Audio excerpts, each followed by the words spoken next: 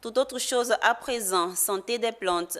Le Centre régional d'excellence WAVE a organisé une journée de la presse au pôle scientifique de Bingerville. Cette cérémonie de la presse avait pour thème des cultures exemptes de maladies pour la sécurité alimentaire et financière en Afrique.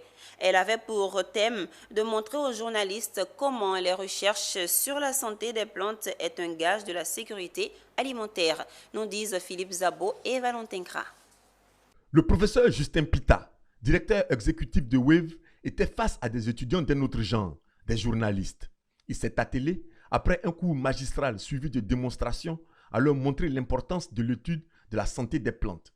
Partout dans le monde, on parle d'une seule santé. En anglais, on parle de One Health, où on parle de la santé globale, santé humaine, la santé des animaux et l'environnement. Et dans l'environnement, on englobe la santé des plantes.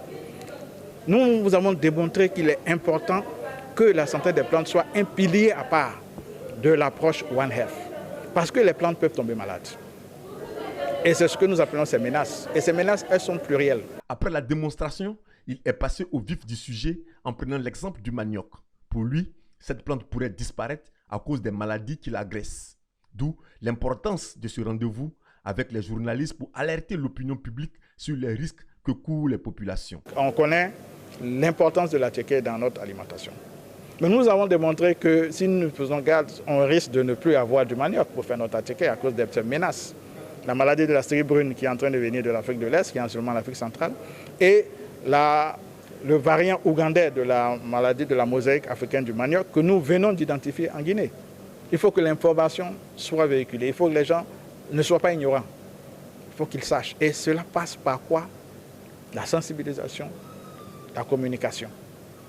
Donc la prévention, passe par la sensibilisation et la communication. C'est pour ça que nous sommes heureux que les journalistes soient avec nous aujourd'hui, comprennent l'importance de la santé des plantes. La cérémonie a pris fin par une visite des 4 laboratoires de recherche de WAVE. Avec son siège en Côte d'Ivoire, WAVE, c'est un réseau de 13 institutions de recherche et d'enseignement supérieur travaillant sur la santé des plantes dans 10 pays d'Afrique du centre et de l'Ouest.